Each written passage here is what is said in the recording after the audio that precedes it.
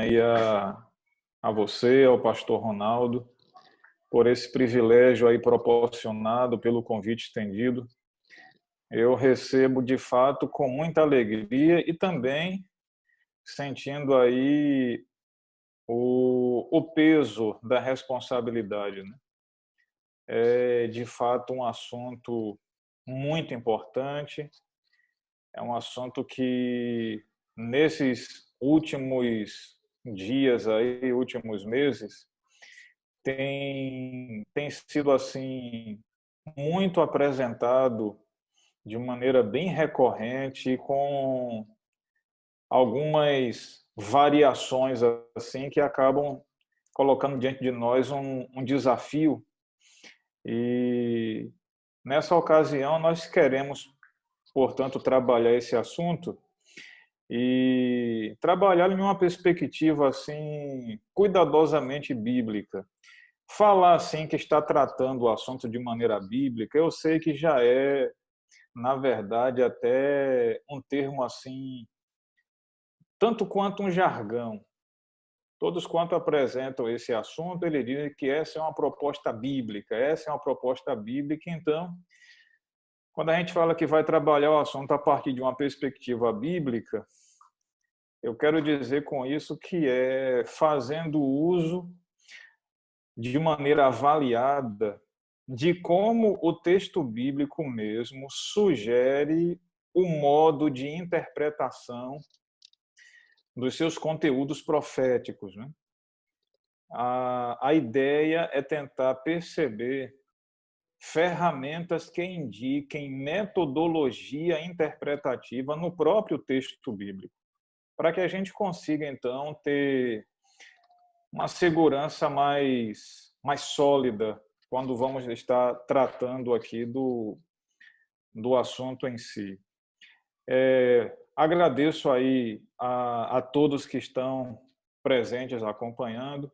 Mais uma vez, reitero a gratidão aí aos meninos, ao pastor Denis, que conheci alguns meses atrás, ao pastor Ronaldo, já amigo de alguns anos, e, sobretudo, agradecer a Deus pelo privilégio de estarmos aqui diante da palavra do Senhor, mesmo em face dessas circunstâncias que estamos vivendo.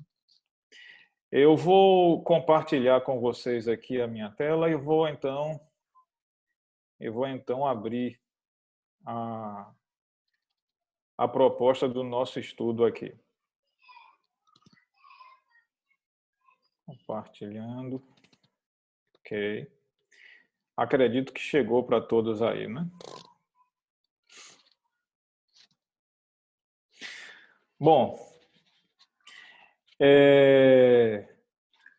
a ideia é trabalhar a reciprocidade que existe entre os livros de Daniel e Apocalipse para a interpretação do capítulo 17 de Apocalipse, propriamente dito.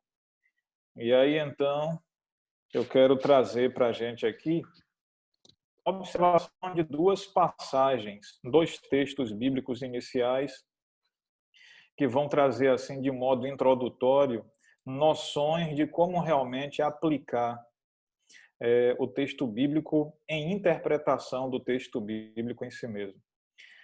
Nós temos no livro de Apocalipse, capítulo 12, verso 6 e 12, verso 14, a ilustração de um veículo que nós podemos categorizar quanto sinonimidade.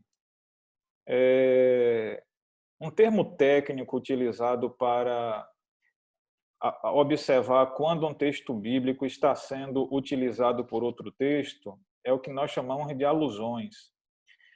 Eu vou preferir chamar aqui de sinonimidade textual, em que um texto bíblico, de maneira sinonimada, é repetido e ampliado em outro, que dá a ideia de estar sendo repetido e reapresentado com palavras diferentes. Por exemplo, aqui, 12 verso 6 e 12, 14.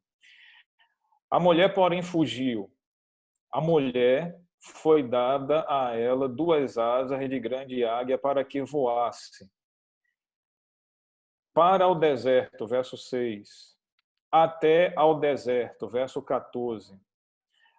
Ainda, desculpe que está passando aqui fora da hora, no verso 6, onde lhe havia Deus preparado lugar.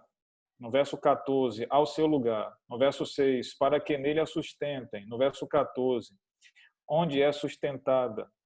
No verso 6, durante 1260 dias. No verso 14, por tempo, 2 tempos e metade de um tempo, fora da vista da serpente. Então, aqui a gente percebe que os 2 textos estão no modo sinonimado, se explicando mutuamente.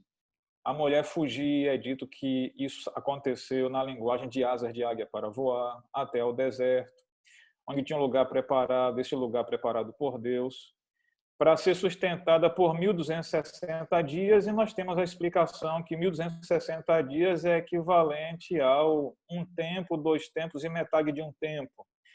Essa é a proposta bíblica mais segura de você dizer o que significa 3 tempos e meio. Os 3 tempos e meios proféticos do texto bíblico são iguais a 1260 dias. Bom, mas será que esse método sinonimado aqui apresentado, onde uma passagem está sendo repetida e acrescentada de novas informações, será que ele opera também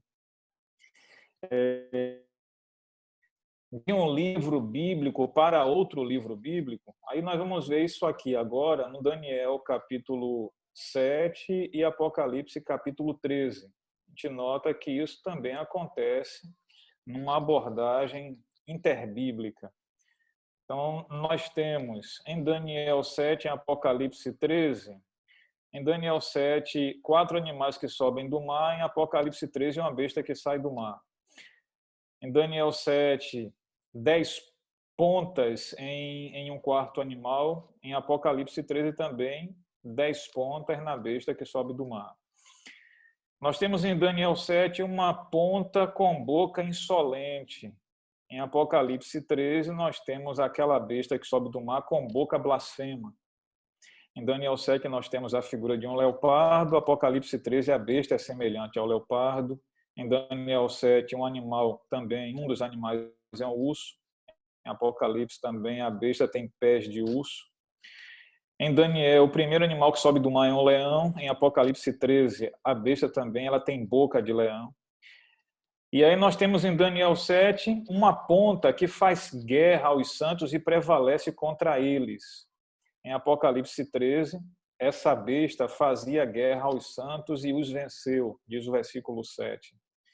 Em Daniel 7 é dito que a ponta pequena profere palavras contra o Altíssimo. Em Apocalipse 13 diz que a besta blasfema contra Deus e seu nome.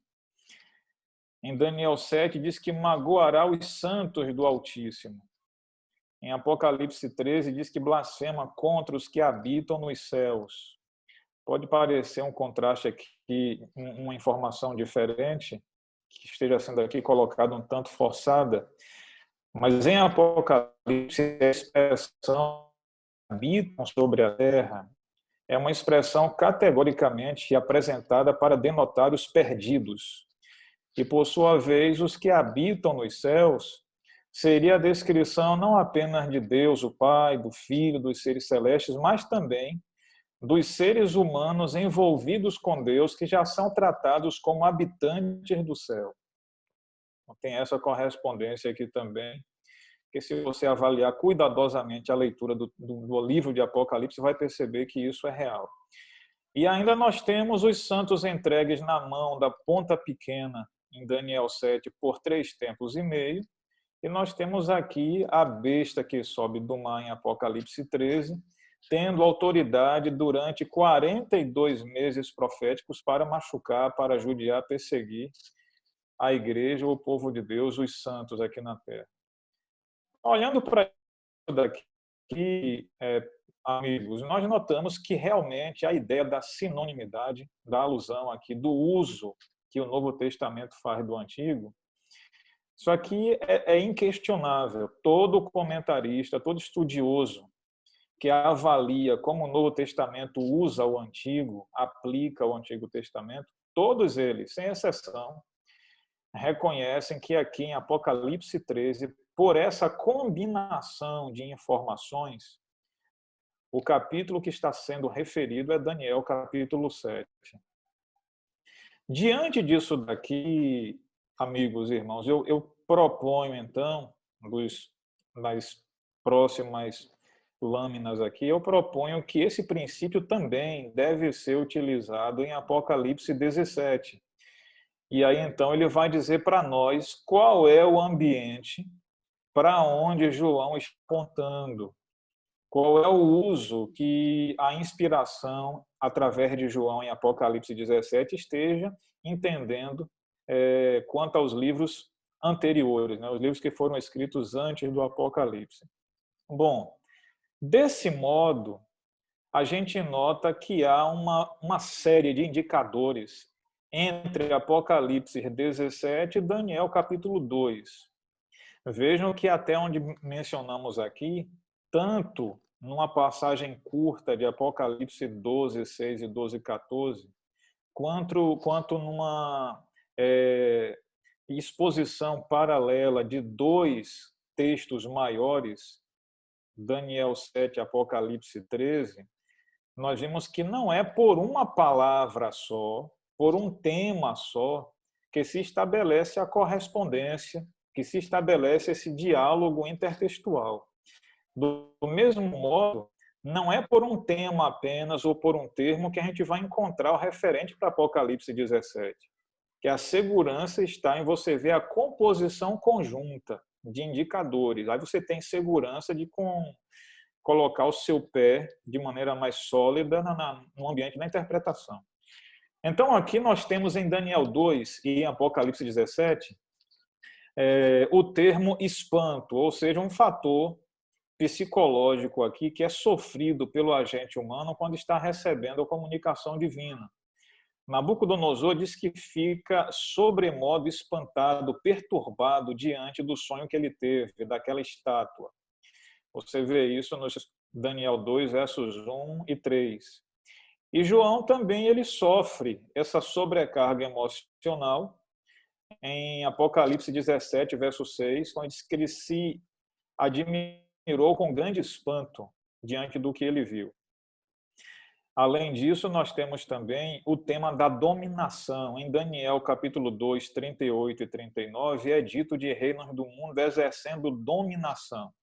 Apocalipse 17, verso 18, essa mulher se assenta sobre a besta, sobre as cabeças da besta, sobre as águas, e isso então é sintetizadamente interpretado no verso 18 como sendo ela dominando sobre os reinos do mundo. Então, o tema da dominação presente nos dois capítulos.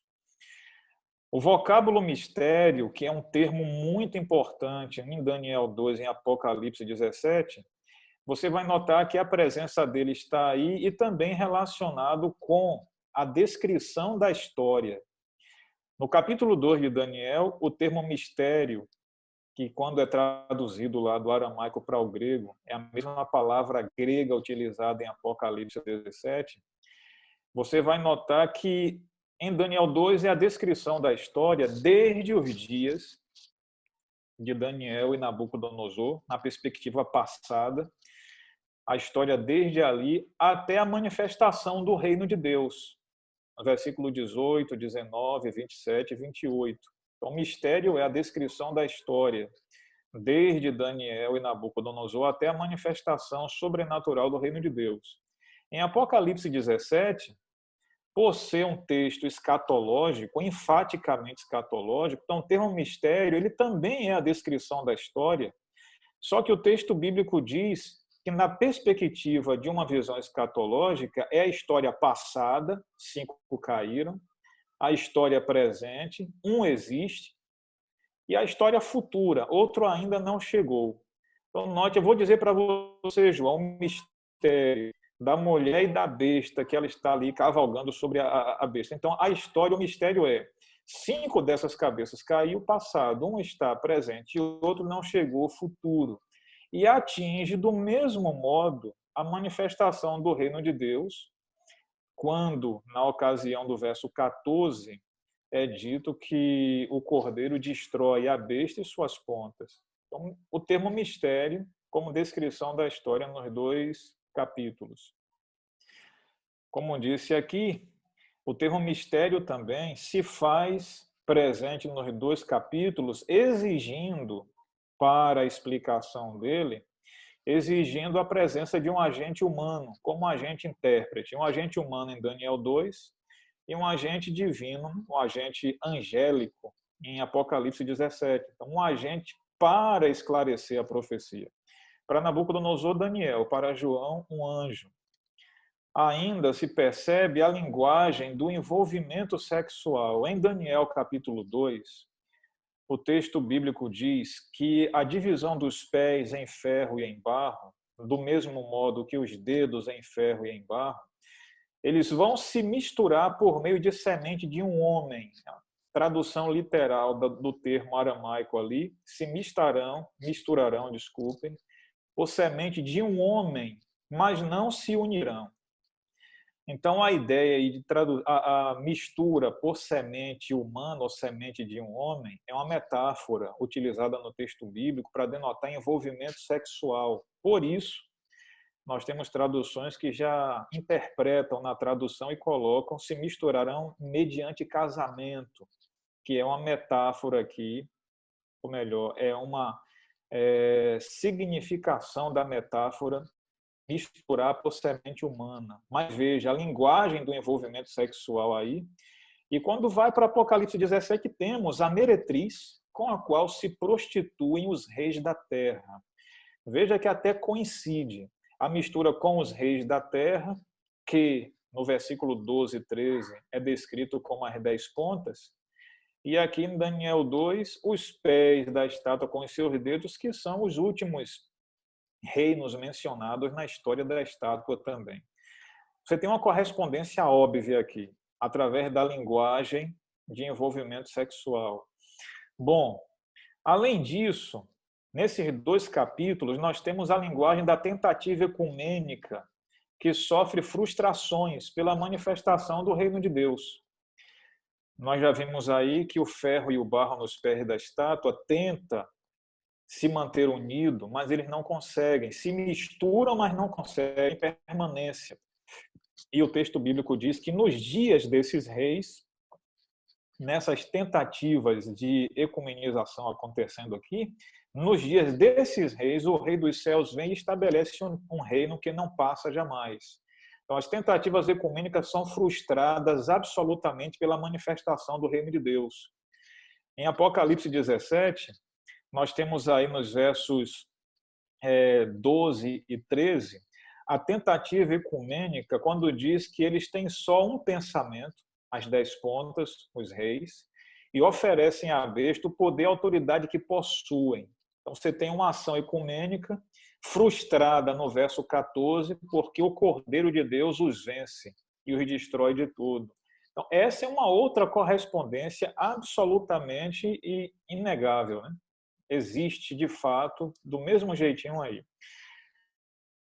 Outra coisa ainda, o tema da força-fraqueza. Em Daniel 2, diretamente, de maneira bem expressa, o texto diz que, em parte, o reino de ferro da estátua, em parte, ele seria forte e, em parte, fraco, por causa do ferro e do barro. Em Apocalipse 17, esse é um fato que vai se notar de maneira subentendida. O elemento religioso é a parte fraca nessa ocasião do capítulo 17, que é derrotada pelas 10 pontas, o elemento forte nessa ocasião da visão, onde diz que a besta e as 10 pontas, o elemento civil, se voltam contra o elemento religioso e então destrói, desfaz o corpo da mulher, representação religiosa, é destruída nessa ocasião aí. Só estou mencionando para perceber se aqui, nesse episódio, os pés da estátua e Apocalipse 17, você tem elemento força e fraqueza presente nos 2 ambientes. Vou passar essa daqui, não tem necessidade de falar agora. Uma coisa que também é indispensável perceber, amigos, é que esses são os únicos dois textos bíblicos em que você vai encontrar o fenômeno de composição de reinos reunidos num único elemento simbólico, reinos hegemônicos em um único elemento simbólico. Reinos hegemônicos que pegam a história inteira, desde um determinado ponto dela até a manifestação do reino de Deus. Esses são os únicos dois textos que reúnem reinos sequenciais, Daniel capítulo 2, em um objeto simbólico apenas, a estátua, cabeça de ouro, peitoral de prata, quadril de bronze, pernas de ferro, pés em ferro e barro, reinos reunidos em um único elemento simbólico. E em Apocalipse 17, a mesma coisa. Reinos simbólicos, múltiplos reinos agrupados em um único elemento simbólico, que é a besta com as suas cabeças e uma mulher montada nela. Então você tem aqui reinos que 5 caem, um existe, outro chegou. Reinos múltiplos em um único elemento simbólico. Apenas nesses dois textos bíblicos você vai encontrar essa característica. Ainda, nesses dois textos, nós temos a manifestação sobrenatural do reino de Deus destruindo os reinos múltiplos por ocasião da manifestação do reino de Deus. Enfim, ambos têm a imagem, o termo também, o termo orê, monte, que no capítulo 2 de Daniel, o monte é a figura simbólica do reino de Deus, sobre o qual Deus domina. Dessa forma, os montes em Apocalipse capítulo 17 também precisam obedecer à sua correspondência recíproca aqui e precisa então ser interpretado pelo mesmo prisma. Se o monte em Daniel 2, que é aquela pedra que arrebenta os pés da estátua e toda a estátua a partir dos pés, e essa pedra se transforma em uma grande montanha que enche toda a terra, Daniel 2:35, é interpretado no verso 44 como o reino de Deus. Então, o monte ou os montes em Apocalipse 17 também precisam ser revistos na perspectiva da interpretação de Daniel 2. Monte em Daniel 2 é reino, montes em Apocalipse 17, para você trafegar com segurança e honestidade na interpretação, você vai ter que tratar também esses montes como reinos também. Fugir disso daqui é tentar criar um parêntese hermenêutico que você não vai achar suporte.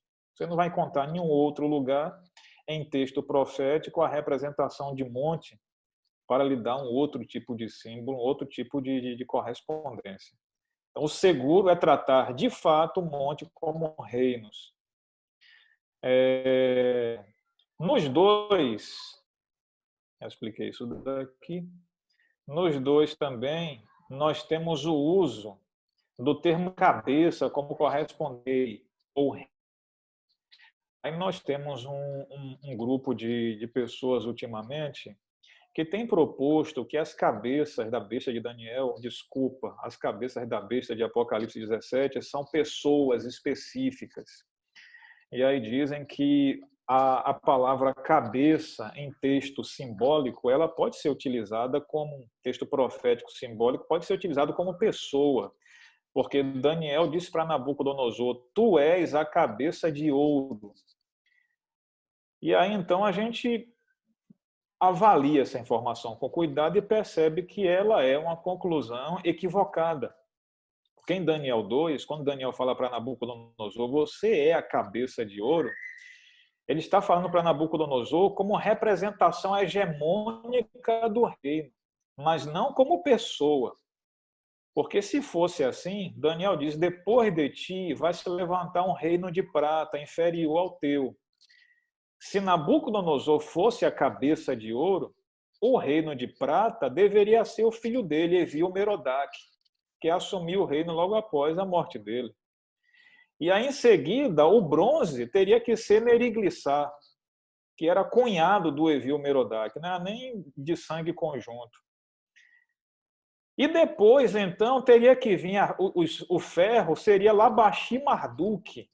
Labashi-Marduk, que seria o filho de Neriglissar, que só reinou 9 meses, porque os sacerdotes caldeus ficaram tão chateados com a gestão que expulsaram ele do reino.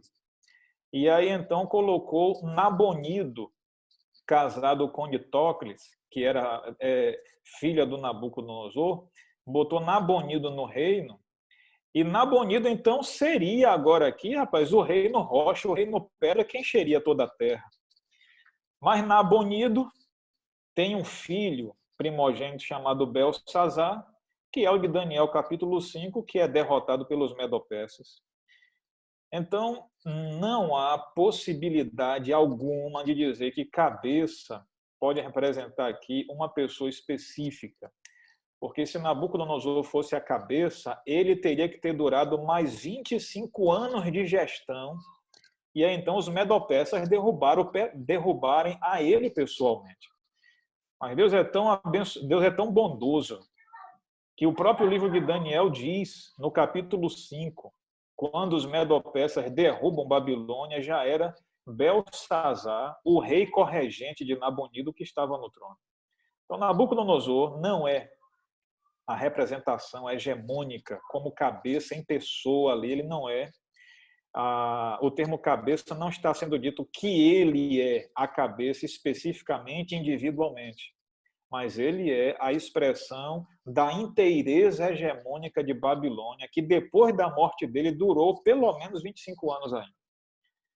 Então, lamentavelmente, essas pessoas que estão dizendo que as cabeças de Apocalipse 17 podem ser pessoa, porque em Daniel 2, Nabucodonosor é cabeça e era o reino também, ou elas estão mal intencionadas ou estão desorientadas. E é melhor que estejam um pouquinho desorientadas, porque para quem está não muito bem orientado, existe uma voz que diz, né, esse é o caminho, andai por ele. Mas para quem está mal intencionado, eu não sei o que é que a Bíblia tem para essas pessoas. Melhor realmente é deixar a palavra de Deus nos conduzir cada vez mais cuidadosamente.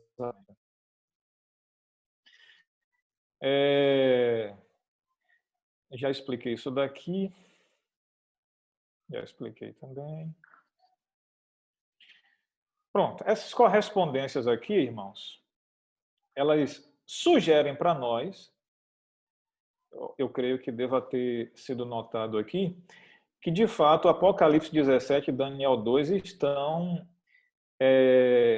de mãos dadas em diversos segmentos, em diversas indicações. Você tem pontes diversas estabelecidas entre esses dois capítulos. E a pergunta que eu faço agora é a seguinte: será que são duas descrições de finais diferentes? Ou será que são duas descrições do mesmo final? O mesmo final apresentado com palavras distintas, com palavras diferentes, mas que seriam descrições diferentes, acrescidas de informações do mesmo evento, do mesmo episódio. Evidentemente, todos que interpretam Daniel 2 dizem que ele desemboca na manifestação do reino de Deus por ocasião da volta de Jesus.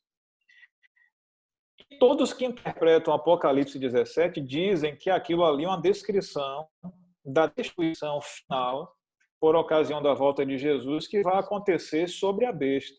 Então, por que separar os dois segmentos quando, na verdade, eles estão realmente descrevendo o mesmo fenômeno, o mesmo episódio, com informações agregadas um ao outro? Por que não juntar os dois, como nós realmente fazemos em outras ocasiões para outros textos? Por que não juntar de maneira que eles vão se acrescentar mutuamente? Essa é a proposta que nós fazemos. Daniel 2, ele é repetido e ampliado em Daniel capítulo 7. Daniel 2 e Daniel 7, desde os primeiros intérpretes da história, desde os primeiros intérpretes ali, você vai encontrar rabinos que falam sobre isso, comentários rabínicos ali da virada do século. Nós temos Flávio Joséfo que menciona isso, os pais da igreja mencionam isso. Até os críticos mais antigos da Bíblia, seria o Porfírio, no caso, do terceiro século, mesmo não interpretando como nós, ele diz que Daniel 2 é repetido e ampliado no 7. A crítica presente hoje, as pessoas que interpretam o texto bíblico hoje, mesmo aqueles que são mais tradicionais, mais conservadores, quanto os liberais, dizem que Daniel 7 está realmente sendo uma repetição e ampliação de Daniel 2. Bom, se Daniel 2 é repetido e ampliado em Daniel 7, evidentemente Daniel 7 também mantém correspondência com Apocalipse 17. Isso é um fato também claro. Então aqui eu tenho algumas informações que dizem que Daniel 2 e Daniel 7 estão na mesma linha, só para ratificar que os dois estão trabalhando do mesmo aspecto. Bom, aqui eu tenho uma explicação que muitas pessoas dizem que as 4 cabeças de Daniel 7, do leopardo de Daniel 7, são 4 generais, Cassandro, Lisímaco, Seleuco e Ptolomeu. Então dizem, se as 4 cabeças são 4 generais, então as cabeças de Apocalipse 17 também são 7 pessoas comuns. A gente tem um outro equívoco aqui. As 4 cabeças do leopardo não podem ser 4 generais, Cassandro, Lisímaco, Seleuco e Ptolomeu. Por que não? Porque Alexandre Magno, Alexandre Grande, ou Grande, ele deixou de reinar em 321 a.C. Em 301, 20 anos depois da morte dele, o Império Grego se dividiu em 4 grandes porções. E essas 4 grandes porções foram ocupadas por 4 generais dinásticos, o Cassandro, o Lisímaco, o Seleuco e o Ptolomeu.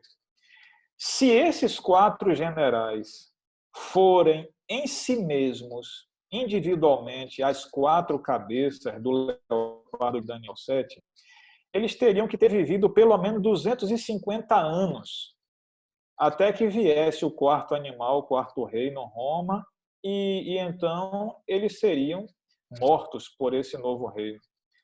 Então dizer, amigos, que as 4 cabeças são esses 4 generais é dar uma informação um pouco equivocada. O correto é dizer que esses 4 generais, ou melhor, que essas 4 cabeças, são 4 casas dinásticas que assumem o reino greco-macedônico de Alexandre Magno, que assume o que era da dinastia alexandrina, que governou a Grécia mesmo depois da morte de Alexandre, governou até 301, e então, daí esses 4 generais dinásticos estabelecem casas dinásticas com diversos reis que vão substituindo um ao outro, até que então Roma vem e ocupa esse espaço. Então, dizer que as cabeças podem ser pessoas, como em Daniel 7, as 4 cabeças são 4 generais, está mais uma vez um pouco equivocado. Quando se olha com cuidado, percebe-se que, se você olha para Daniel, capítulo 8, versículo 20, 22 e 23, a gente já resolve isso. Quando diz que é a passagem paralela de Daniel 7. Quando fala que a ponta grande, eu vou ler o texto com vocês aqui, nós vamos ver que aquela ponta grande do bode peludo de Daniel capítulo 8, aquela ponta grande não é Alexandre o Grande, Alexandre Magno em si mesmo, e as 4 pontas que sobem depois não são os 4 generais em si mesmo, porque o texto aqui é claro quanto a isso. Vamos ler aqui a interpretação do texto pelo próprio agente intérprete aqui no capítulo 8. Aquele carneiro que você viu com 2 chifres são os reis da Média e da Pérsia. mas o bode peludo é o rei da Grécia. E o grande chifre que tinha entre os olhos é o primeiro rei. Então, olha, um chifre, o primeiro rei. O tecido quebrado, ou seja, o primeiro rei, o grande chifre, tecido quebrado, levantando-se 4 em lugar dele, 4 em lugar do primeiro rei, significa que 4 reinos, não 4 generais, amigos, 4 reinos se levantarão da mesma nação, não do mesmo rei, mas da mesma nação, mas não com força semelhante à dele. Então, note, o rei é apresentado aqui como nação e as 4 pontas são apresentadas como 4 reinos. Portanto, quando Alexandre Magno reina e ele então é substituído, a dinastia dele continua sobrevivendo e mantendo a Grécia ainda, pelo menos durante 18 anos. Depois, então, é que 4 generais estabelecem 4 casas dinásticas, 4 reinos dentro do território da antiga Grécia, e eles vão, então, esses 4 reinos. Inclusive, em Daniel, capítulo 11, nós temos 2 desses 4 reinos aqui, chamados de Reino do Norte e Reino do Sul. Então, são reinos e não pessoas específicas. Com isso aqui, amigos, mais uma vez, nós percebemos que não tem como dizer que cabeças proféticas, pontas proféticas, seriam pessoas específicas. Isso não encontra suporte hermenêutico, suporte interpretativo bíblico. Então, ou seja, um imperador, ou seja, um governador específico, ou seja, um representante religioso, ou não, se foi uma pessoa específica, não corresponde ao objeto simbólico que nós temos na Bíblia como pontas simbólicas ou como cabeças simbólicas. Eu parei aqui, eu paro aqui agora, pastor Denis, eu paro aqui agora com as seguintes observações. Se eu passar só essa parte daqui, então eu abro para vocês me dizerem aqui como é que a gente pode continuar procedendo com a apresentação. Daniel 2, a gente já viu, tem vínculos com Apocalipse 17. E Daniel 7, será que ele tem? Nós vamos olhar aqui brevemente.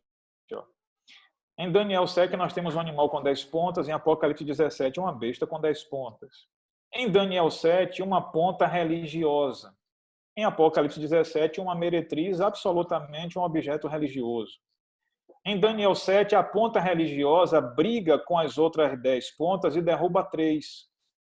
Em Apocalipse 17, nós temos as pontas brigando com o elemento religioso de novo, mas dessa vez as pontas não perdem, as pontas ganham para o elemento religioso e ela, então, a mulher meretriz, é destruída. A ponta religiosa prevalece contra os santos por 3 tempos e meio, em Daniel 7. Em Apocalipse 17, diz que a meretriz está embriagada com o sangue dos santos. A expressão embriagar com sangue é uma metáfora bíblica para dizer que alguém praticou um morticínio contra outros. Diz que Deus vai embriagar com sangue a espada dele por ocasião da matança no Armagedon, quando vai destruir os seus inimigos. Então, aqui nós temos, mais uma vez, a meretriz correspondendo-se com a ponta religiosa de Daniel 7, com o sangue dos santos. A ponta pequena é destruída no fogo, a meretriz é destruída no fogo. Todo animal e suas pontas, em Daniel 7, são destruídos no fogo. A besta e suas pontas são destruídas pelo Rei dos Reis e Senhor dos Senhores, em Apocalipse 17. Pergunto aqui, meus amigos, mais uma vez, são descrições diferentes? Jesus voltará para destruir o 4º animal e a ponta dele em Daniel 7. Então virá uma outra segunda vez para destruir uma meretriz e uma besta com 10 pontas em Apocalipse 17.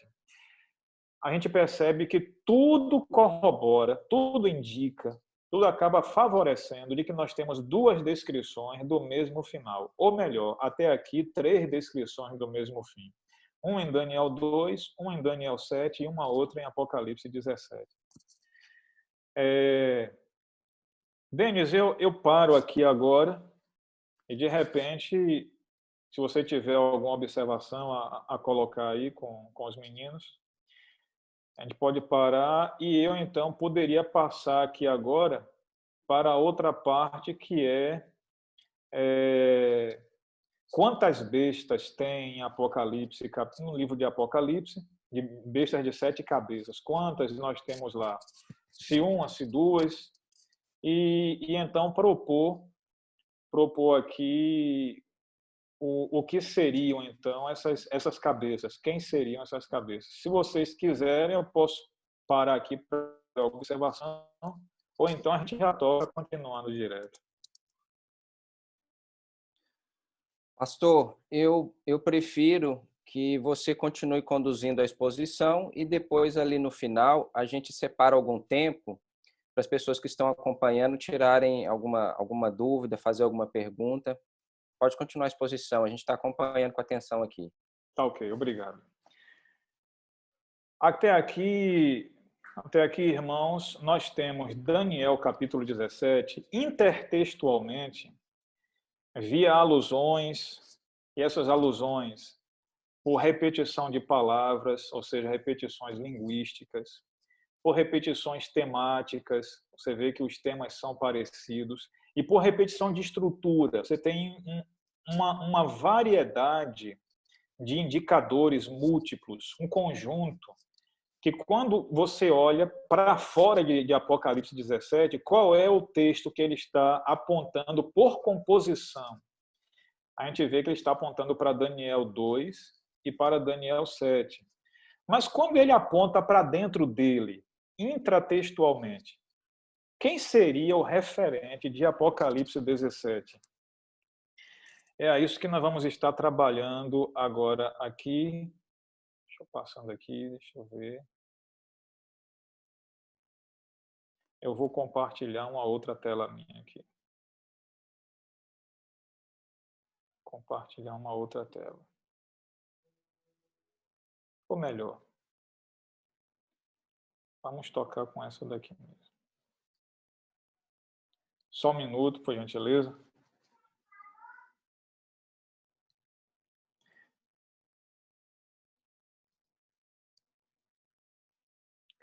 Temática. Vou abrir esse outro daqui, História da Interpretação.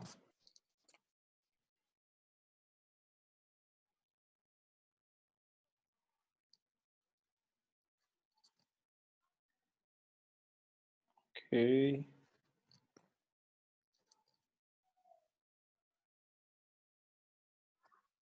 Pronto.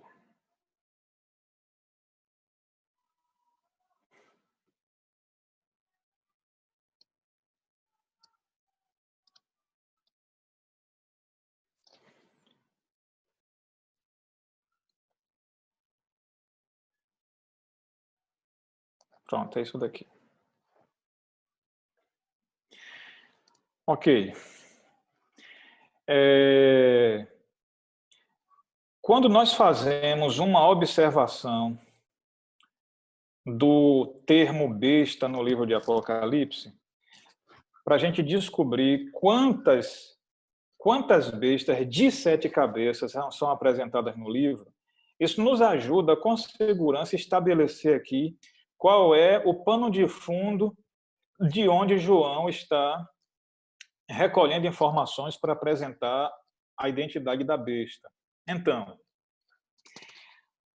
a besta de Apocalipse 13, verso 2, a besta semelhante ao leopardo, você vai constatar que a besta semelhante ao leopardo, ela tem um trono. A besta semelhante ao leopardo tem um trono. Além de ter um trono, ela tem um agente que opera sinais e prodígios em função dela. Tem a besta leopardo de 7 cabeças, no capítulo 13, versos 1 a 10. Em 13, versos 11 a 17, aparece uma besta que sobe da terra. Essa besta que sobe da terra, ela é semelhante a um cordeiro. ela tem pontas de cordeiro e tem boca de dragão, e ela opera sinais em função da besta semelhante ao leopardo. Então, no capítulo 13, 14 e 17, a besta semelhante ao leopardo, ela tem um agente que opera sinais e milagres em favor dela, e ela possui uma marca. E além de possuir uma marca, ela tem uma imagem que é levantada em função dela também. Precisa-se ter em mente esses elementos aqui.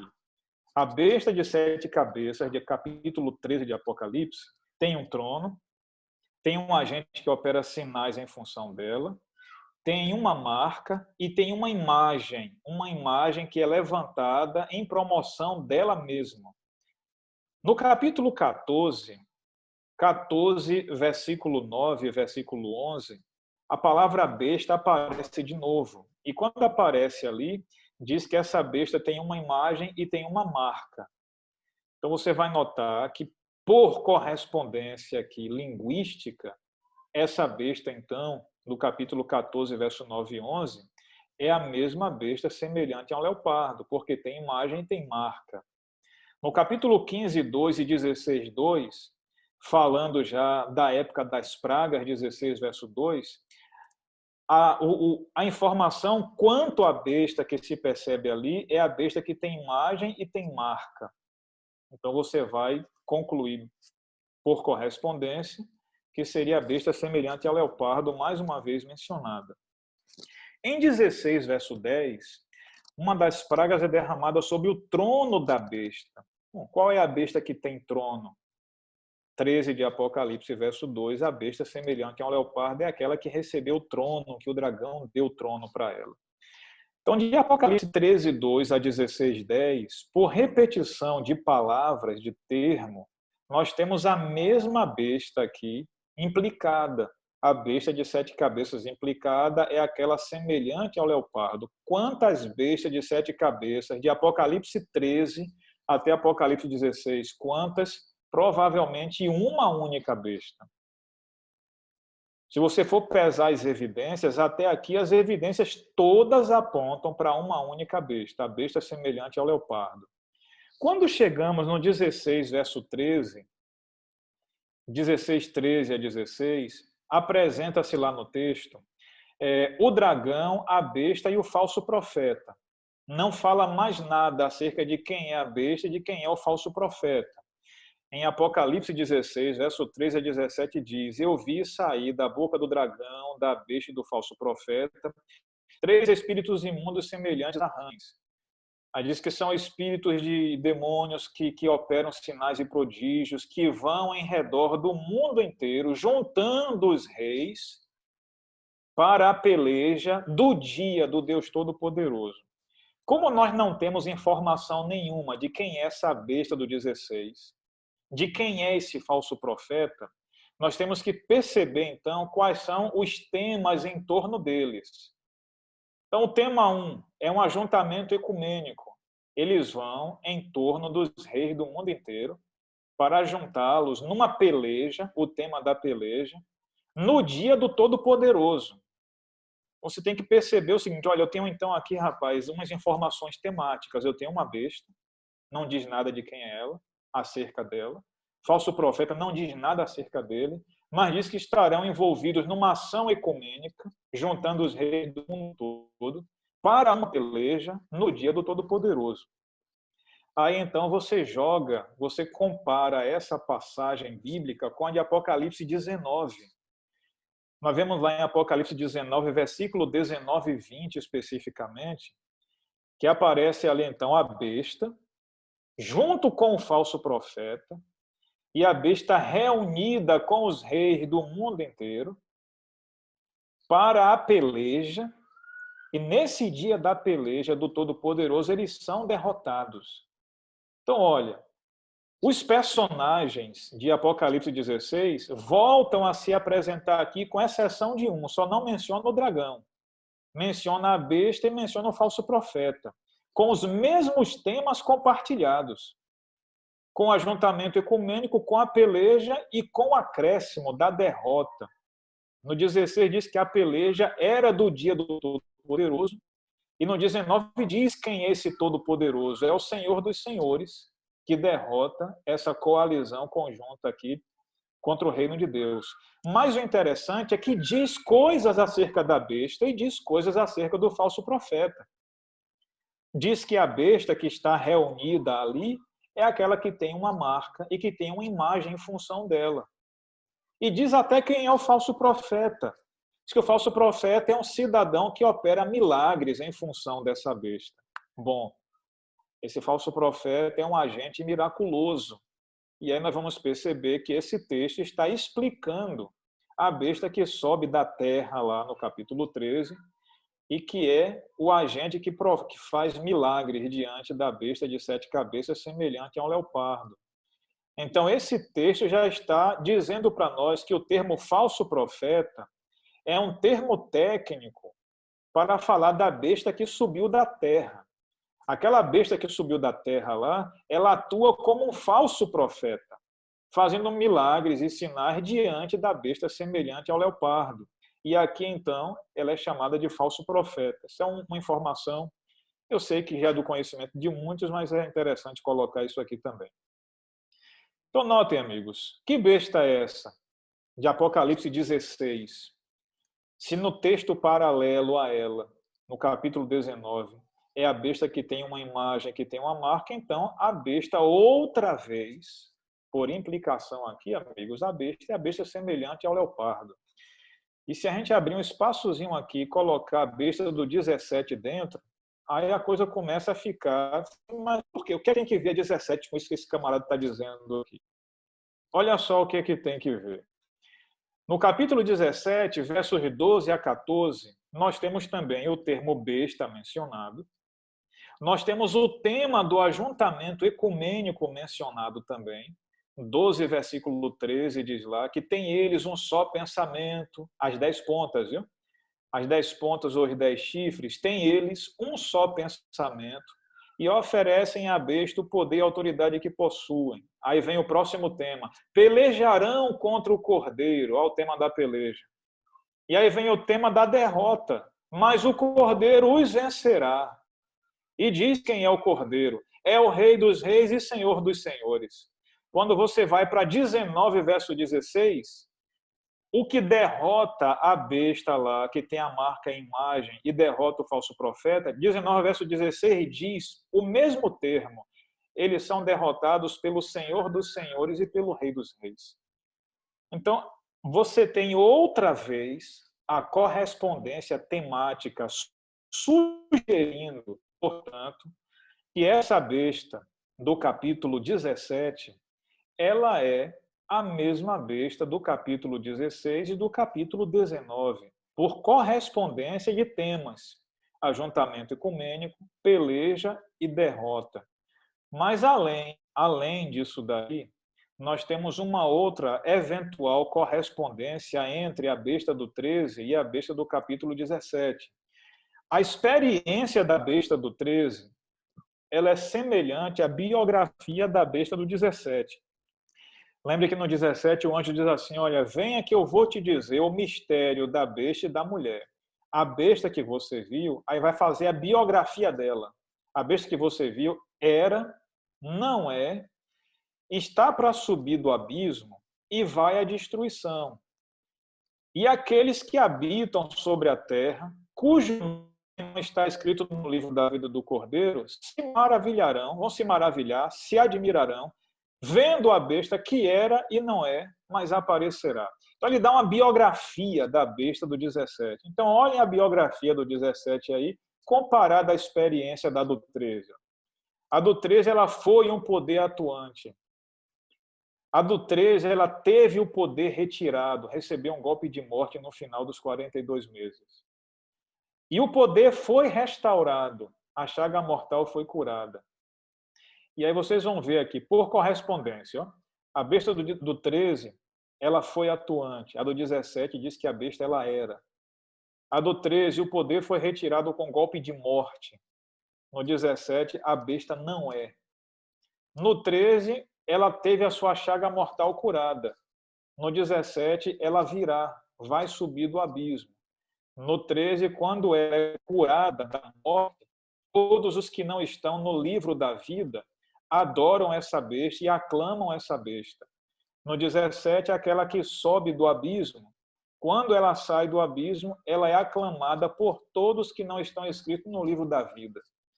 Amigos, tem que fazer muita força para fechar os olhos aqui e não enxergar essa correspondência aqui. Não enxergar essa correspondência aqui, tem que estar com muita força de vontade de não ver. Depois que a besta recebe o golpe de morte e é curada, ela é adorada por quem não está no livro da vida. Depois que a besta escarlate sobe do abismo, ela é adorada por quem não está no livro da vida. A pergunta, mais uma vez, é aquela: são duas descrições diferentes? Ou são duas descrições diferentes? São duas descrições de entidade diferentes ou duas descrições da mesma entidade? Então, nós temos aqui duas bestas que vão se manifestar no futuro próximo a nós. Viu? Tem duas bestas que vão se manifestar no futuro próximo a mim e a você. Uma vai se manifestar e todos vão adorá-la, quem não está no livro da vida. E uma outra vai se manifestar também e todos vão adorá-la, todos que não estão no livro da vida. Amigos, eu acho que não é assim, não. Muito provavelmente, pelas informações anteriores de uma besta apenas, do capítulo 13 até o capítulo 19 mencionado ali, e por essa outra menção aqui, parece tudo estar indicando uma única entidade bestial de 7 cabeças no livro do Apocalipse. Com relação a isso daqui, eu acabei passando uma outra lâmina interessante, eu não coloquei nessa apresentação. Acho que eu acabei não colocando. É uma outra. Aqui está aqui sim. Quando você coloca, além disso daí, o capítulo 20, portanto, o capítulo 20, versos 7 a 10, olhem que agora o quadro se fecha. No capítulo 16, foi dito dragão, besta e falso profeta. No capítulo 19, diz apenas a besta e o falso profeta. E no capítulo 20, aparecem os três de novo, dragão, besta e falso profeta, lançados no lago de fogo e enxofre, onde você tem o tema que foi aberto, o tema do Armagedon aberto em 16, verso 13, é fechado em Apocalipse 20, versículos 7 a 10, onde o dragão, a besta e o falso profeta são lançados, se acham juntos no lago de fogo e enxofre. Desse modo, amigos, você tem até uma sugestão interpretativa clara. Quem são as 10 pontas da besta? Quem são as 10 pontas da besta de Apocalipse 17? Quem são aquelas 10 pontas? É lógico que aquelas 10 pontas são os dedos da estátua de Daniel 2. Você teria que ter uma segunda vinda para destruir os dedos da estátua de Daniel 2, uma outra segunda vinda para destruir as pontas de Daniel 7, uma outra segunda vinda para destruir as pontas da besta do capítulo 13, uma outra segunda vinda para destruir as pontas da besta de Apocalipse 17. Então, teriam que ser muitas segundas vindas aqui, se forem descrições de entidades diferentes. Mas se são descrições da mesma entidade, irmãos, então nós temos o seguinte: quem são as 10 pontas da besta de Apocalipse 17? No capítulo 16 explica. São os reis de todo o mundo ajuntados para a peleja. Quem são as 10 pontas? Os mesmos reis de todo o mundo, no capítulo 19, ajuntados para a peleja contra o Cordeiro de Deus.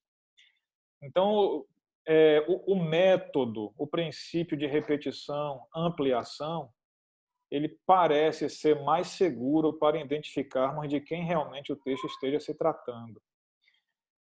Enfim, então,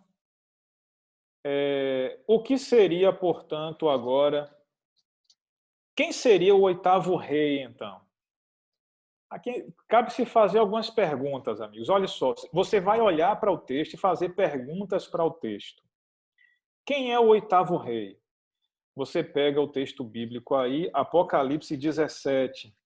Esteja olhando para ele que a gente vai, por perguntas ao texto, tentar propor aqui a resposta. Capítulo 13, capítulo 17, versículo 11. Diz assim: e a besta que você viu era e não é. Está para subir do abismo e caminha para a destruição. Desculpa, eu estou lendo o verso 8. Vou ler o verso 11 agora. Verso 11. E a besta que você viu era e não é também ele 1/8. Não é 1/8 cabeça, viu, amigos? É 1/8. E a besta que você viu era e não é também 1/8, procede dos 7, ou seja, é um dos 7, e caminha para a destruição.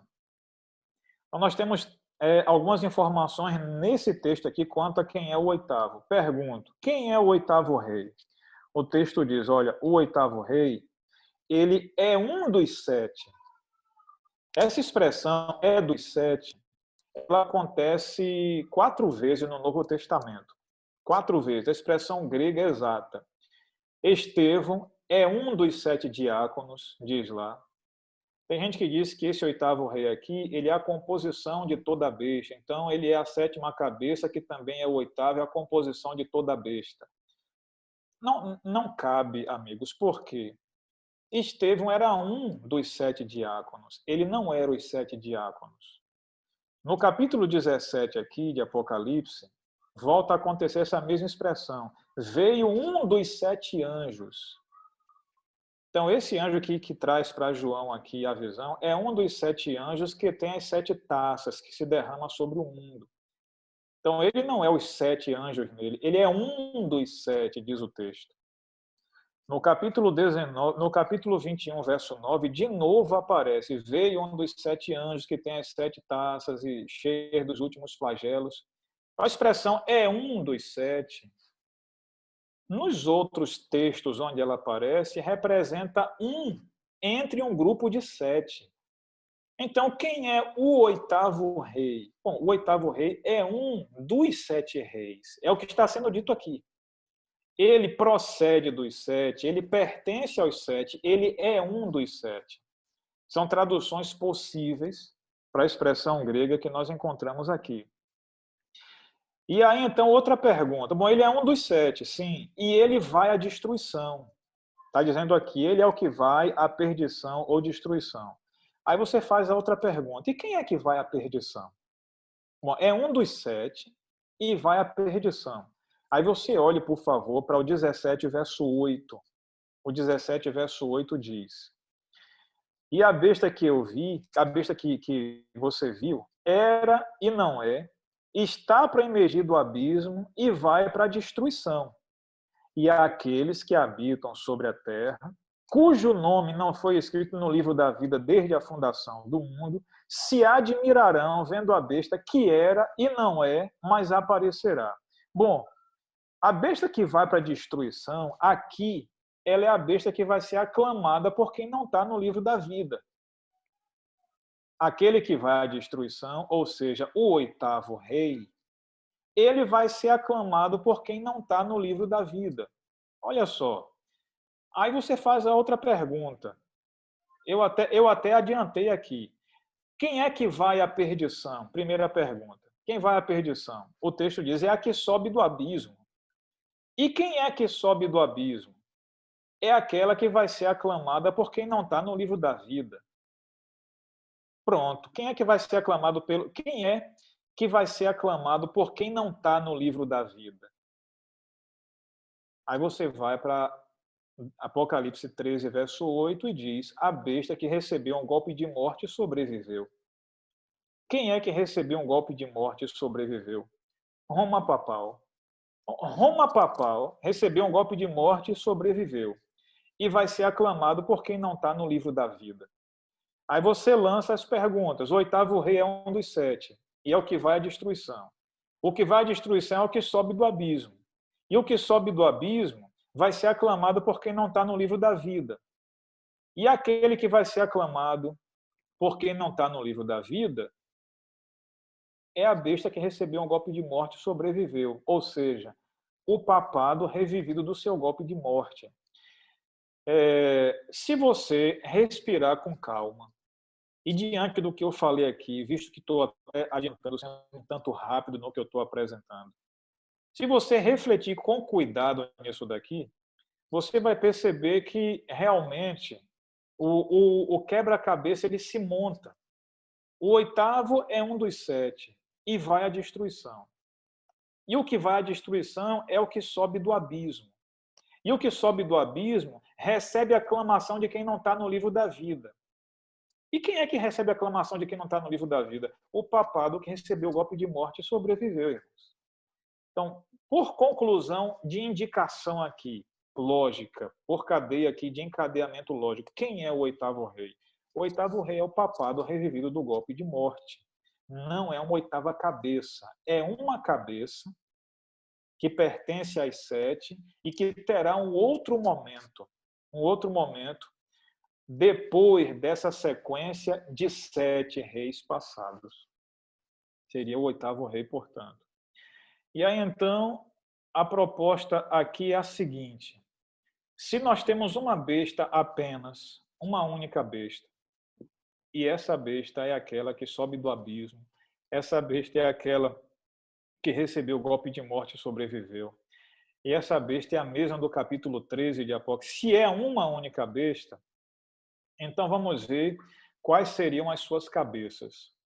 Capítulo 13 de Apocalipse, João ele é levado no tempo para uma época em que a besta está agindo por 42 meses. Ele é levado ao deserto e lá ele vê uma besta,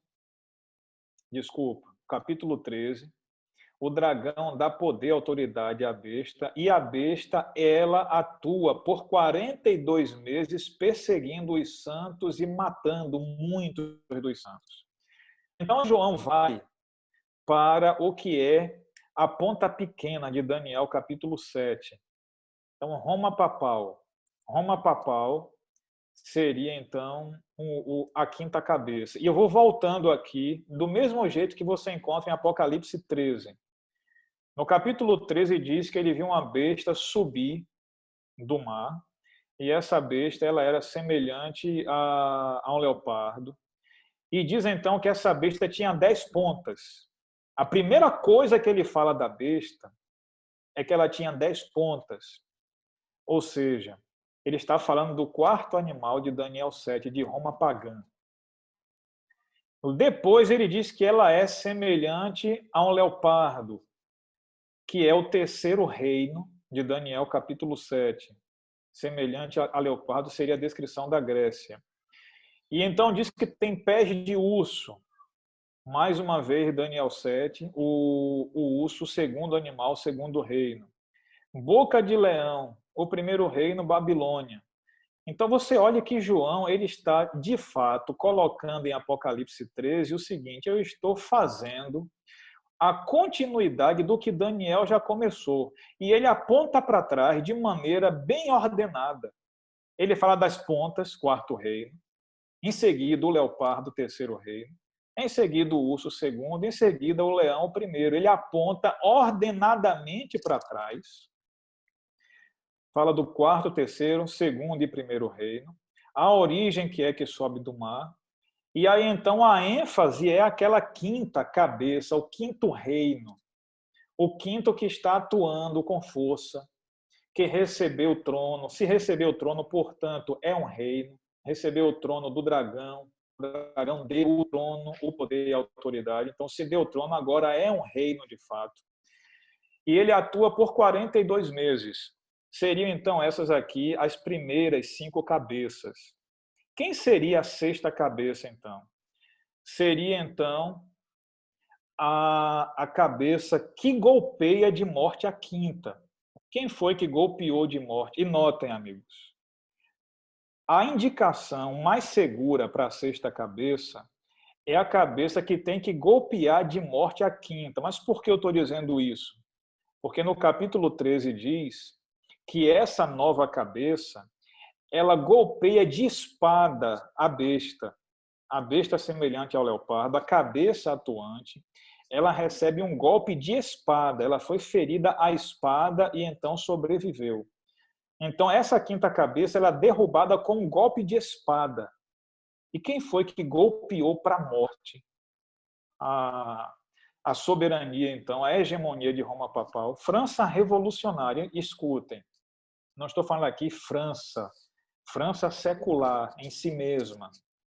Aqui a ênfase é França revolucionária, com todas as filosofias que surgem a partir dela.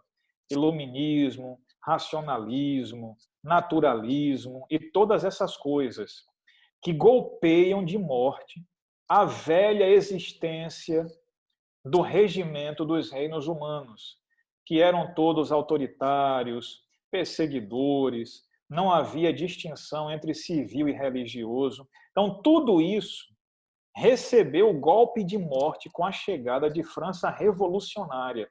Por isso é dito que a besta era, são as 5 cabeças que caíram, ela era desse jeito, autoritária, perseguidora, ditadora, sem distinção entre civil e religioso. Ela não é na fase França revolucionária, sexta cabeça, não é o que? Ela não é o que ela era mais. Já não se comporta como antes, já não se conduz como antes. Por isso a gente percebe distintamente o poder civil, a besta, e o religioso, a mulher montada. No capítulo 13 não se vê distinção entre as duas coisas porque era a fase coesa. Ela era do que ela era, civil e religioso indistintos. Mas agora, na sexta cabeça, ela não é mais o que ela era antes. Se distingue de fato. Eles estão unidos ali, mas se distingue. Eles existem, mas se distingue o que é religião, a mulher, e o que é civil, a besta sobre a qual a mulher está montada. Então, a sexta cabeça responde a fase não é o que era antes. E a sétima cabeça vai voltar a ser o que era antes. A sétima cabeça tem que ser a descrição de uma nação, de um poder, de uma entidade que alcance influência hegemônica e faça voltar o que era o período antes da França revolucionária existir. Hoje nós estamos nessa fase, sexta cabeça, com liberdade de expressão individual, escolha de religião, você tem direito de pensar como você quer, de agir religiosa e civilmente, tendo o seu exercício de escolha aqui mantidos por lei, que apoiam essas coisas aí. Então, o mundo é diferente hoje. Mas vai chegar um momento em que isso vai ser golpeado de novo. E aí, então, a besta volta a ser o que ela era antes. Portanto, a sexta cabeça seria o que a França revolucionária, inicialmente, com seu golpe contra o papado, trouxe para o mundo. Isso aqui é a sexta cabeça.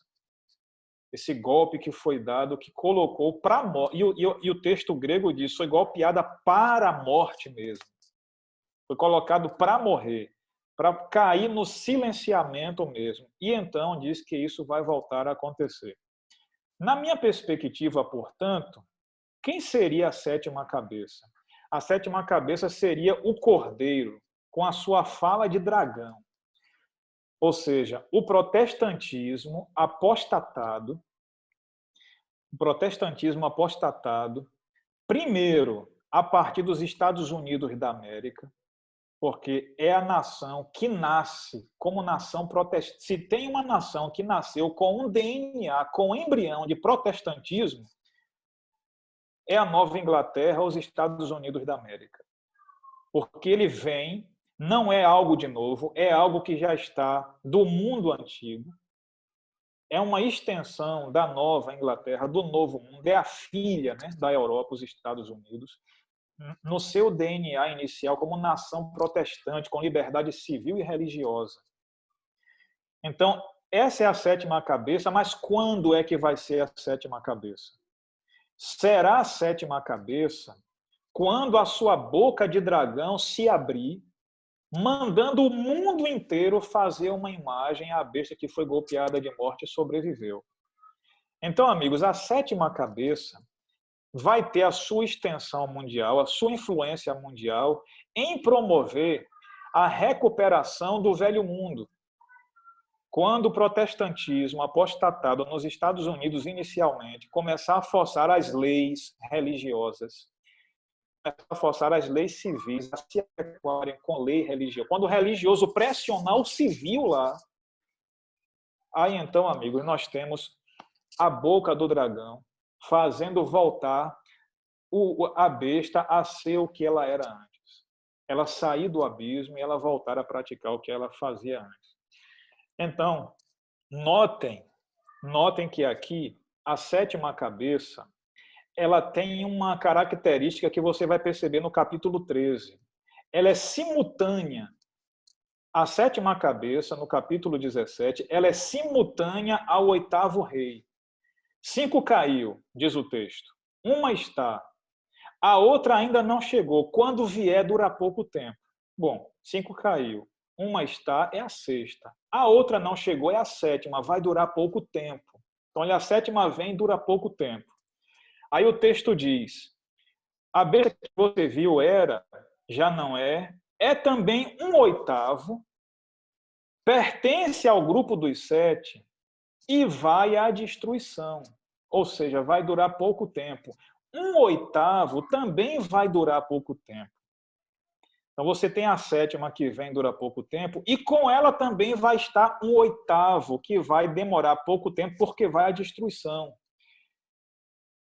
O que é que nós temos aqui? Ou uma identidade de serem os dois a mesma coisa, ou uma ação simultânea. Tudo indica que é uma ação simultânea. Por quê?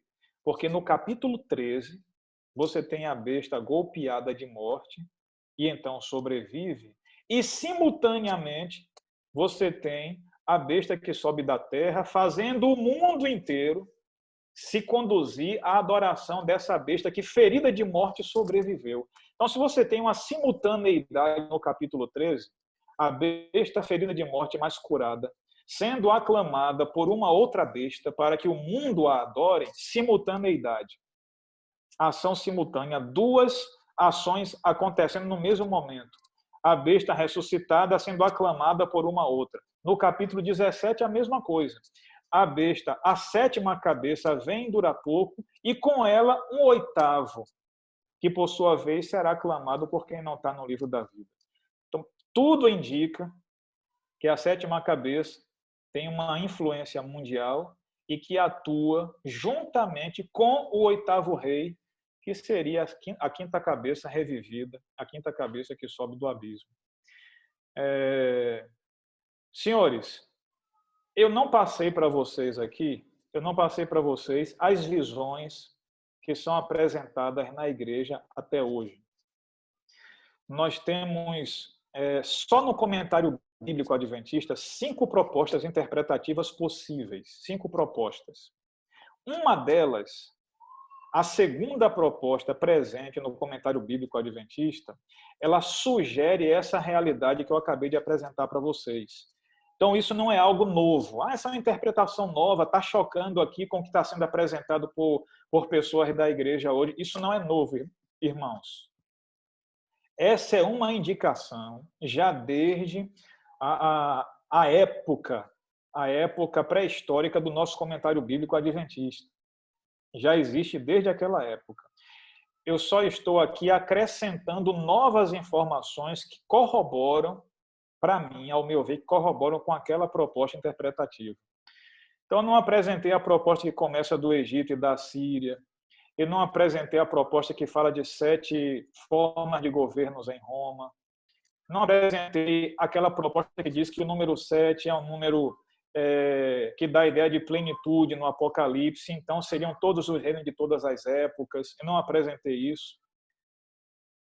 Apresentei essa proposta daqui, porque se de repente aparecerem algumas perguntas aqui, pelo que nós mencionamos de princípios aqui de interpretação, de repente já ajuda a responder sem que gastemos muito tempo, né? Eu paro por aqui, Denis, e eu fico aberto a algumas observações, então. Tá ok?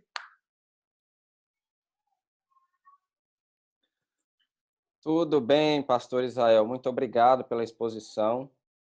Eu quero tranquilizar vocês que estão acompanhando essa transmissão. Mais uma vez agradeço.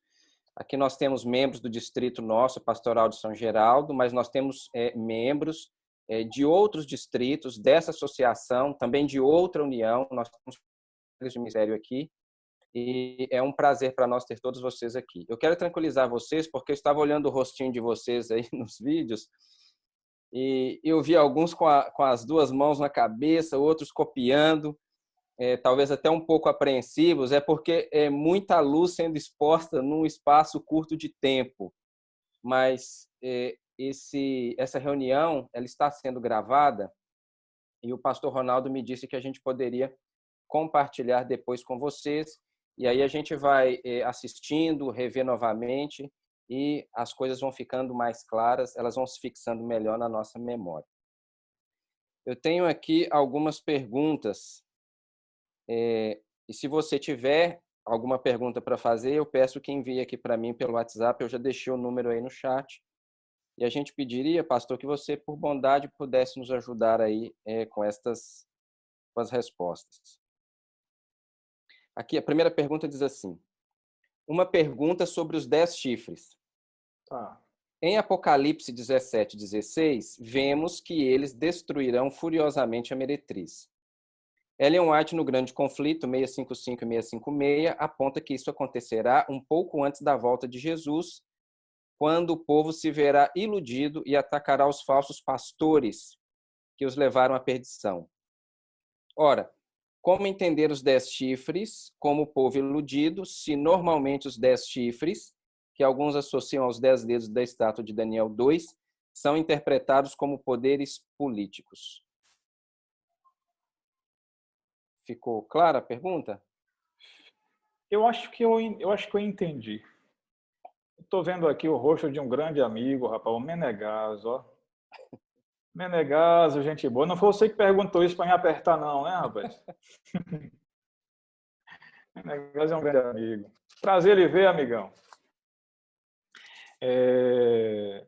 Denis, olha só. Quando essa pergunta colocada aí pelo irmão, pela pessoa aqui, amiga, rapaz, ela é interessante porque ela ajuda na interpretação. Você veja, as 10 pontas, outras pessoas já perguntam pegam esse mesmo ambiente e fazem a pergunta: como é que as 10 pontas e a besta seria a mesma besta do capítulo 13, se voltam contra a mulher e destroem a mulher?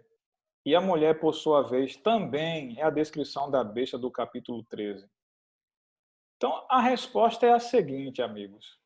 Seria essa a primeira vez que Deus conturbaria as forças de um inimigo, fazendo eles se voltarem contra eles mesmos mutuamente? Se a gente lê o livro de Isaías, pelo menos em 2 ocasiões a gente vê isso acontecer. Em que Deus diz que vai conturbar os egípcios e eles vão se autodestruírem, aquela coisa toda. E outra coisa, em Daniel capítulo 7, as pontas também não brigaram com a ponta religiosa, que foi a ponta pequena, não já brigaram entre eles. E todo mundo interpreta aquilo ali sem nenhum desconforto. Diz, não, aqui a ponta, aqui foi o papado tentando se estabelecer e derrubou algumas pontas arianas. Ninguém tem desconforto de interpretar aquilo ali. Por que esse desconforto em interpretar o mesmo fenômeno no capítulo 17 de Apocalipse, em que o poder civil se volta contra o religioso e dispersa o religioso? Ou seja, todo o poder que a besta, todo o poder que o fenômeno religioso tem, no capítulo 17 de Apocalipse, esse poder, o poder religioso, ele é retirado da religião e usado contra a religião. Em outros lugares, a gente até interpreta isso. Eu fico impressionado porque é que às vezes o pessoal não cuida um pouquinho com isso daí. Muitos dizem que as águas do Eufrates, se desviando do Eufrates, que vai secar as águas do Eufrates no livro de Apocalipse, é o poder civil sendo retirado do religioso. De fato, o apoio do poder civil é retirado do religioso com o secamento das águas do Eufrates para que venham os reis do Oriente. Da mesma forma é dito aqui, o poder é retirado em que os reis se voltam contra o elemento religioso e destroem o elemento religioso. Então, as 10 pontas seriam os reinos do mundo que, por sua vez, estão regendo o mundo e tiram o suporte, o poder que é dado ao fenômeno religioso nos últimos dias. E notem que o fenômeno religioso aí, como bem foi mencionado na pergunta, o fenômeno religioso não é apenas a igreja romana, o poder papal, mas todas as igrejas protestantes apostatadas, que vão ter os seus líderes religiosos voltando-se contra eles. O poder de onde eles recebiam a sua existência, o seu suporte, é retirado, todos são destroçados. Né? Então, as 10 pontas, os reis do mundo, que por sua vez representam a liderança do mundo, os que regem o mundo e fazem com que o mundo se volte contra a besta. Eu acho que eu entendi a pergunta desse jeito e por isso eu acabei dando essa resposta aí. Se não ficou claro, vocês me perdoem. Que a minha apresentação é como a oferta da viúva, é pouco, mas é tudo.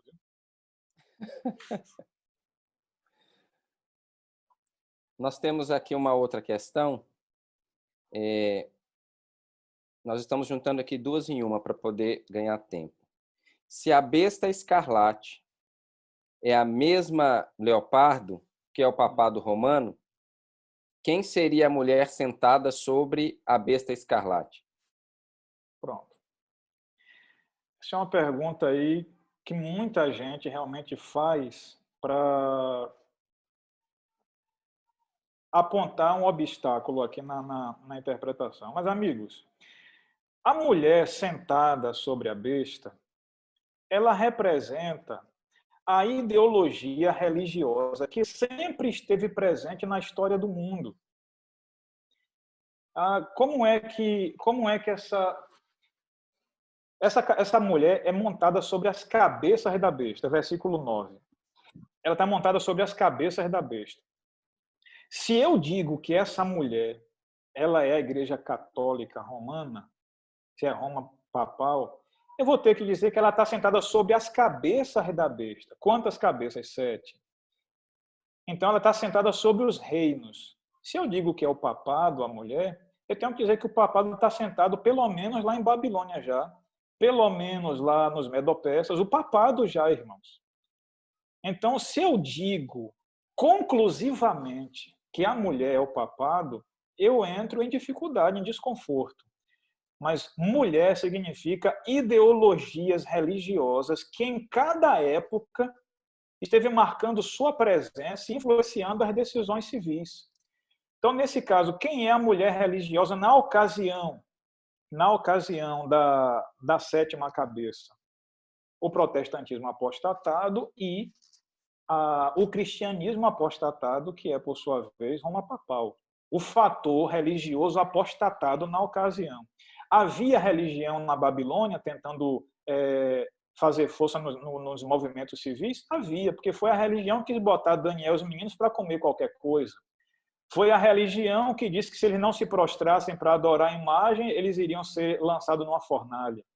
Existia religião forçando o civil nos Medo-Persas? Existia, porque foi a religião que disse que se Daniel orasse para outro ser que não rei, ia ser jogado na cova dos leões. Então a religião sempre esteve oprimindo o civil, o povo de Deus, através do civil. Então, nesse caso, quem é a mulher no capítulo 17? A mulher são as ideologias religiosas que sempre esteve presente e influenciou as ações e decisões civis contra o povo de Deus. Seria essa a minha observação. Ok, obrigado, pastor. Vamos para uma terceira questão aqui. Pastor Israel, apreciei muito toda a exposição e o método objetivo pela qual ela foi conduzida. Agora, considerando as ligações textuais entre Daniel e Apocalipse, por que considerar que a Grécia é apenas uma cabeça da besta? Vejamos, Daniel 7 apresenta 7 cabeças. Uma do leão, uma do urso, uma do animal terrível e 4 cabeças da Grécia. Ok. Prezando por uma estrutura textual entre Daniel 7 e Apocalipse 13, a Grécia não deveria representar 4 cabeças em vez de uma? Se a besta de Apocalipse 13 e 17 também possui 7 cabeças, não deveriam ser as mesmas cabeças de Daniel 7? Como o Senhor responderia a essa objeção, visto que adota posição contrária? Essa pergunta é tão exigente, rapaz, que Menegaso está ali. Eu quero ver o que é que ele vai fazer agora. Olha lá. Observação, amigo, observação muito forte, muito interessante. Olhe bem. João, ele está fazendo uso de Daniel. Ele está fazendo um uso combinado de muitas indicações que estão presentes no livro de Daniel. Só que ele as faz respeitando em um dado momento o seu contexto imediato, mas ele amplia as informações que estão colocadas ali. Veja que em Daniel capítulo 7, os animais estão separados e interpretados, por sua vez, interpretados no seu contexto imediato também. Ou seja, quando você vai para o capítulo 8 de Daniel, lá diz assim, estou falando de Daniel capítulo 8 aqui, porque lá você tem uma interpretação do que seriam as 4 pontas, que por sua vez são as 4 cabeças do leopardo. Então, quando nós vamos para Daniel capítulo 8, diz, o bode que você viu com 4 pontas, essas pontas são reis que se levantarão daquele mesmo reino. Então, esses elementos, o bode peludo ou o leopardo de Daniel 7, eles estão admitidos na geografia e na cronologia de Daniel mesmo, do leopardo mesmo. Daniel não, do leopardo mesmo. Essas 4 cabeças são do leopardo. As 4 cabeças são do leopardo. A de Daniel 7 são do leopardo. Pertence à história do leopardo em si. Quando nós vamos para o capítulo 17, não são de um reino específico, mas são de todos os reinos do mundo. Aí, então, o contexto aqui não diz que são cabeças específicas de um determinado reino, mas são dos reinos do mundo inteiro. Isso daqui eu coloco pelo seguinte. João, no Apocalipse, ele é convidado a ver uma coisa, ele ouve de uma coisa.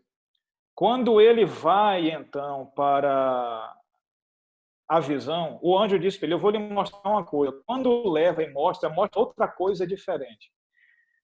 Isso daí é chamado de prolepse.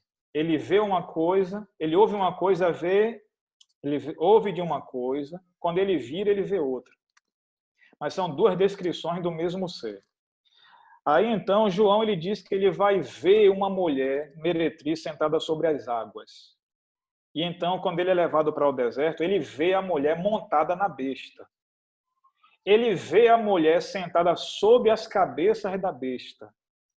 E aí, então, o anjo diz para ele no versículo 15, as águas que você viu, onde a mulher está sentada, são nações, reinos, línguas e povos.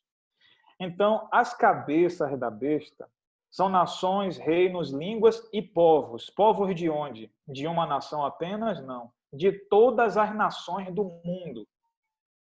Então, o uso de João em Apocalipse 17 são de reinos sequenciados de todo o mundo. O uso das 4 cabeças do leopardo em Daniel 7 são da geografia e reino da Grécia em Daniel 7 e em Daniel 8. Então, a observação é essa. O contexto imediato diz quem são as cabeças. O contexto imediato de Daniel 7, as cabeças do leopardo são 4 reinos na Grécia. O contexto imediato de Apocalipse 17 diz as 7 cabeças são reis, nações e reinos do mundo inteiro e de todas as épocas. Então, no capítulo 17 é amplo. Em Daniel 7, o leopardo é restrito para a Grécia. Muito bem, vamos a outra pergunta aqui. Lembrando a vocês que estão nos acompanhando que a gente vai encerrar às 17 horas. Pode ser, professor? 17 horas? Deixa eu só dizer uma coisinha aqui antes. Sim. Olha só, existem uma porção de gente que nos últimos meses vem me pedindo para fazer materiais sobre isso, para ajudar com observações. E aí, então, eu comecei a gravar vídeos curtos. São vídeos assim de entre 10 a 12 minutos sempre, com cada item desse específico sendo apresentado. E aí, se de repente os amigos quiserem dar uma vasculhada com mais calma em cada item específico, é só dar uma olhada lá nesses vídeos aí. Eles estão presentes num canalzinho lá aberto só para isso.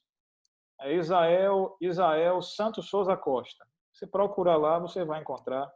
Não vai encontrar muita coisa, porque, como eu disse, é sempre a oferta da viúva. É pouco, mas é tudo. A gente vai colocando essas informações assim, mais curtas, né? Tá ok, grande. Pode tocar. A próxima pergunta. A besta do 17 tem elementos muito semelhantes ao dragão. 7 cabeças e 10 chifres, tem cor escarlate, vermelho, estão associados ao abismo. Quando o dragão Satanás sobe do abismo, todos os perdidos o seguem. Em contrapartida, a besta do 13 sobe do mar, não do abismo. Não possui cor. Não é possível serem a mesma entidade? O dragão e a No besta do caso, 17. isso seria o dragão e a besta do 17, é a pergunta. Ok, entendido. Olha, essa é uma proposta interessante. Essa proposta ela é colocada na igreja por um teólogo muito bom teólogo, Rick Hardet Miller. Ele é um excelente comentarista bíblico. Ele coloca essa proposta de que o dragão seria, nesse caso aí, a besta de Apocalipse 17. Qual é o problema de dizer que o dragão seria a besta do 17? O problema é que no capítulo 20, versículo 7 a 10, é dito lá que o dragão, o sedutor deles, foi lançado no lago de fogo e enxofre, onde já se encontram a besta e o falso profeta. Bom, se ele vai ser lançado no lago de fogo e enxofre e lá já está a besta, como é que ele vai ser lançado no lugar que ele já estava? Então, por esse item aí, a gente começa a notar que realmente o dragão se adequar como sendo a descrição da besta do 17 já fica um tanto desconexo, né? Tem esse entravezinho aí. Então, ele não poderia ser a do 17, porque quando ele é jogado no Lago de Fogo, a besta já estava lá.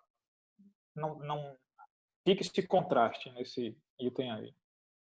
Mas é uma proposta, né? Eu vejo essa dificuldade. É uma proposta, mas eu acho que ela tem essa dificuldade aí óbvia. Certo. Uma outra pergunta nessa mesma linha. Teólogos que afirmam que a besta escarlate é Satanás pós-milênio dizem que a expressão procede do 7, literalmente no grego, significa é o 7, e não procede, tentando assim mostrar que Satanás é a besta que leva a mulher à religião falsa em todos os tempos. Como responder a isso? Meu caro, eu tenho um certo receio quanto a isso. Eu acho que se algum teólogo está colocando que literalmente significa é do 7, deixa eu só dar uma olhadinha no texto aqui. Eu tenho uma forte impressão daí, e o texto está como um genitivo ablativo. E o genitivo não é um nominativo. Se tivesse um nominativo, sim, seria. Ele é um dos 7. Ele é o sétimo. Se seria um genitivo, se fosse um nominativo. Mas não é um nominativo, ele está como uma função de genitivo, que dá a ideia de procedência, de ser, de pertencer a. Então, eu acredito que se de repente essa menção tem sido colocada, só um minuto, por gentileza, eu acredito que haja aí um equívocozinho nesse sentido. Só um instante. 13. Pronto. 13, versículo 11. Ok, genitivo. Não seria não. Lamentavelmente, quem de repente até se confundiu assim, é comum acontecer, mas o texto aqui ele é um genitivo. E o genitivo não dá ideia de sujeito e predicado. O genitivo dá ideia de posse, pertencer, de origem. Ele é dos 7, ele é um dos 7, ele pertence aos 7. Essa é a ideia aí. Ok, esclarecido. Próxima pergunta. 5 caíram. Em que tempo? Uma existe. Em que tempo? Não é o de João, então? Bom, essa observação, amigos, pode ter certeza, essa daí é a razão mais forte que faz todos os adventistas, todos os intérpretes adventistas. Se você pegar o comentário bíblico adventista, vai perceber lá que essa é uma proposta apenas. E outras 3 começam a partir de Babilônia. E uma começa do Egito. Essa que começa desde o Egito, ela começa do Egito de fato para fazer com que 5 tenham caído e a 6ª esteja nos dias de João. O doutor Pulim, que é hoje uma das maiores autoridades em literatura profética da Igreja Adventista, ele escreveu um livro chamado As Coisas Profundas de Deus. E ele propõe ali princípio de interpretação profética. E ele coloca que o profeta, quando está em visão, Deus leva ele para qualquer espaço, qualquer época. O escopo do tempo pode ser passado, presente e futuro. Mas quando Deus vai explicar a visão, aí tem que ser nos dias do profeta. A partir desse princípio aí, é que se tem estabelecido que Egito é a primeira, a Síria a segunda, a Babilônia a terceira, Medo-Persa a quarta, a Grécia a quinta, a 6ª seria uma pagã, que diz assim, ela está então nos dias de João. 5 caíam, está nos dias de João. Outra ainda não chegou, quando vier a 7ª, o papado vai durar pouco tempo. O problema, meus amigos, com essa proposta aí, é que eu nunca vi até hoje, eles explicarem o que eu vou perguntar para vocês. Eles bem utilizam essa proposta, é bem utilizada para dizer, tem que estar nos dias de João, a 6ª. Então, a 6ª é Roma pagã. Tem que ser nos dias de João. Quando você pega o texto que diz assim, a besta que você viu era e não é, mas vai subir do abismo e vai à destruição, tinha que ser também era antes de João, não é nos dias de João. Mas eu nunca vi ninguém explicar isso. Só dizem que isso daí é uma... Dizem que isso daí é uma paródia.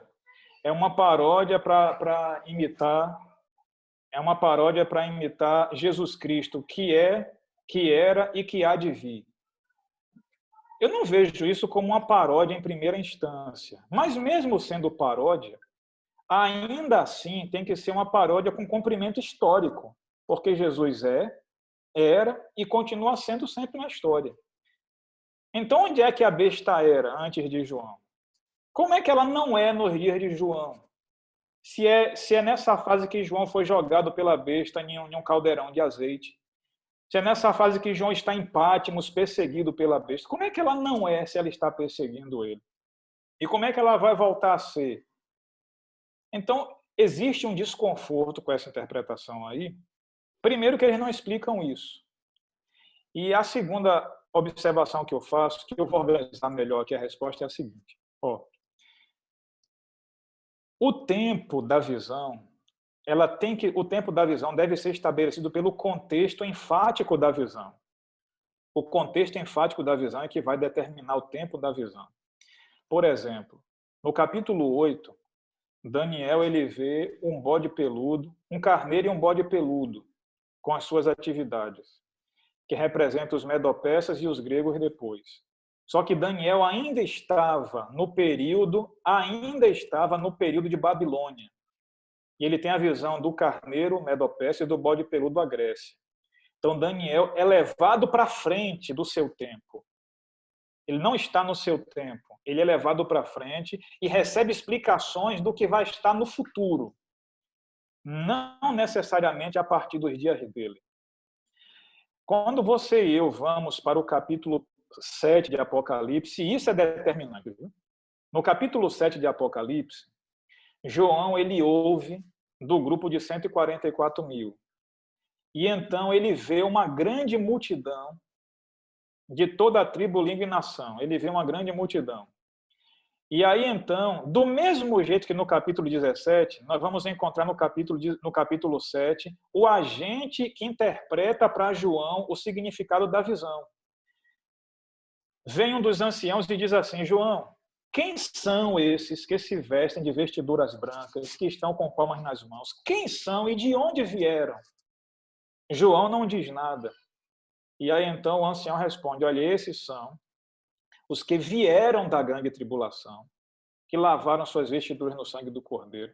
E por essa razão estão diante de Deus, servem diante de Deus no seu trono, no seu santuário, de dia e de noite, nunca mais terão fome, nunca mais sentirão sede. Pergunta, amigos. Pergunta. Essa fase no presente em que João está agora, teve a visão, está recebendo a explicação, tem que ser explicado também no tempo dele? Nesse tempo aí, os salvos já estavam todos na glória, já estavam lá diante do santuário, servindo de dia e de noite. Já vieram da grande tribulação. Se em Apocalipse 7, João está recebendo uma explicação profética de realidades futuras, e ninguém interpreta como se estivesse acontecendo já nos dias de João, então eu tenho também um precedente para explicar o capítulo 17 de Apocalipse.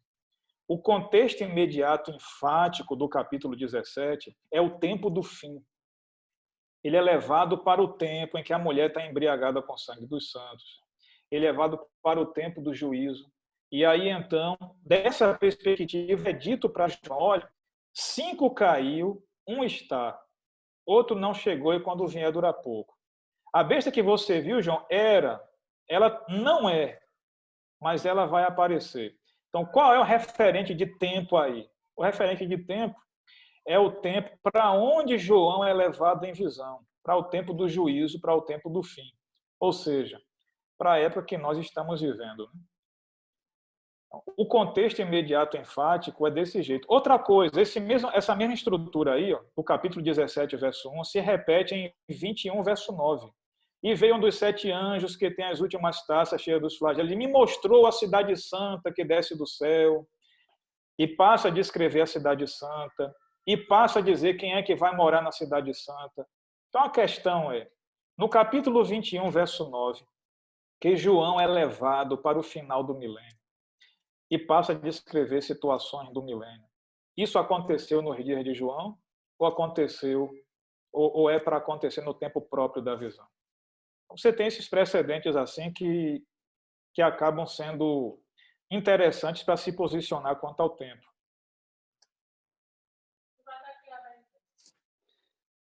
Muito bem. Temos uma outra pergunta aqui, ela parece relacionada com essa explicação que o pastor acabou de apresentar. Sobre as cabeças, especialmente a sexta, como a interpretação da visão, pois a interpretação sempre é dada no tempo na qual o profeta vive, não no futuro. Procede? Pronto, é como eu estou colocando aí. O contexto imediato enfático é que vai determinar.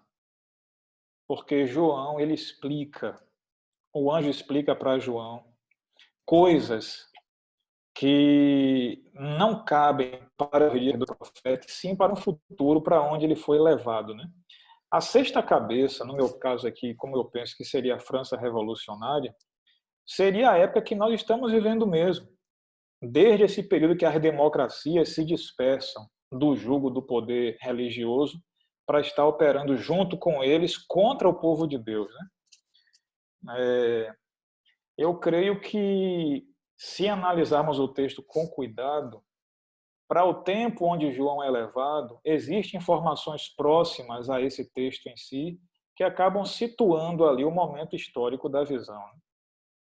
Eu acredito que é possível. Ok. Os perdidos de Apocalipse 17:8 o são desde a fundação do mundo. É o único lugar onde a exata expressão indica perdidos desde a fundação do mundo. No contexto, só há um momento em que todos os perdidos desde a fundação do mundo estarão reunidos, aplaudindo uma entidade subir do abismo. Apocalipse 20. Como situar esse grupo, perdidos desde a fundação do mundo, na segunda vinda e não no período pós-milênio? Amigos, o capítulo 13, verso 8, ele está casado com 13, versos 3 e 4. 13, versos 3 e 4. E 13, verso 8.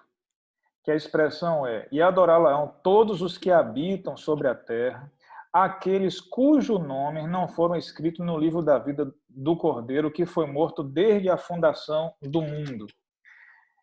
Quando nós colocamos esse texto de lado com o de 17:8, a probabilidade de que isso seja uma repetição, ampliação, é muito grande. A probabilidade é muito grande.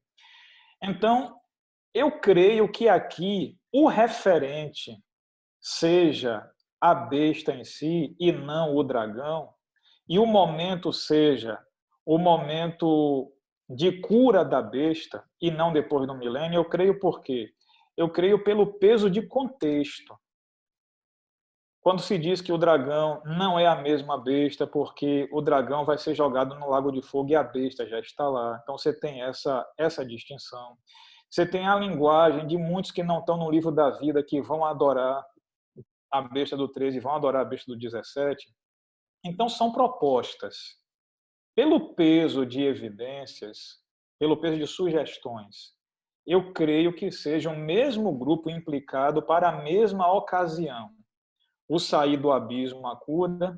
E outra coisa, amigos, a besta do abismo, se você pegar Apocalipse 11, verso 7, lá diz que a fase do abismo é depois de o abismo da besta é depois de 1260 anos, dos 1260 dias proféticos.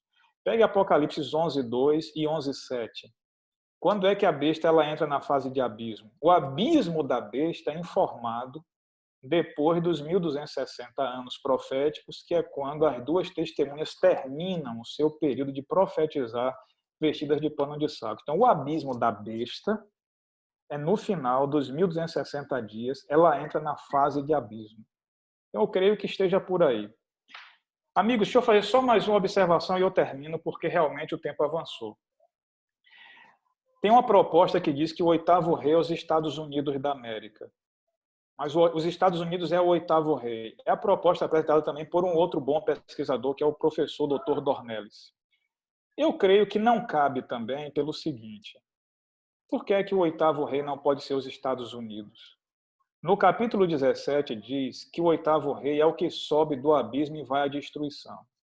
É o que sobe do abismo e recebe a adoração de quem não está no livro da vida. E aí, quando você olha para essa informação, o oitavo rei, no capítulo 17, vai ser adorado por quem não está no livro da vida. 17:11 e 17:8. No capítulo 13, os Estados Unidos, ou besta que sobe da terra, ele promove a adoração da besta que foi curada de morte. Então, se ele é interpretado como sendo a agência que promove a adoração da besta, ele não é aquele que vai receber a adoração, irmãos. Por isso ele é falso profeta. Falso profeta não é adorado, ele promove a adoração de outro. Então, dizer que o falso profeta é o oitavo rei é dizer que ele é um Deus, não é um falso profeta. Ele está recebendo adoração. Quando que o texto diz que ele promove a adoração da besta que foi ferida de morte e sobreviveu. Então, esse fato ele é uma dificuldade aí para essa proposta. Ó, meus amigos, eu peço desculpa a vocês. Eu estou um tanto aqui esgotado. As perguntas são muito boas mesmo. As perguntas é que movem as boas descobertas, com certeza promovem a pesquisa. Essa é uma proposta colocada. O que eu olho para essa proposta, eu vejo ela como interessante, é o seguinte: os maiores crimes foram cometidos pela religião, em nome da religião. Hoje, nós estamos vivendo um período em que a besta não é o que era, mas ela vai voltar a ser o que era de novo. Daqui mais uns dias, tenho certeza, nós líderes e irmãos, nós vamos estar ou matando por causa da religião, como a besta sempre fez, ou sendo mortos por não aceitar a proposta da religião do mundo. Então vai chegar o momento em que ou você e eu estaremos matando cegamente, obstinadamente em nome da religião, ou estaremos rendendo a nossa vida em nome da religião de Cristo. Eu espero em nome de Jesus que quando esse tempo chegar, estejamos dispostos a render a nossa vida por Ele, sempre e eternamente. Viu? Deus abençoe nós todos. Amigos. Desculpem aí, é a oferta da viúva, é pouco, mas é tudo. Viu? Muito obrigado, pastor Israel, pela sua disponibilidade, o tempo que passou conosco, instruindo nossos líderes, nós pastores também. Foi um prazer tê-lo aqui conosco. Que Deus abençoe profundamente seu ministério e desejamos êxito aí nos seus estudos, no seu programa doutoral, para que assim continue dando informações mais precisas para o povo de Deus. Amém. Agradeço também a todos vocês que estão conosco aí desde as 15 horas.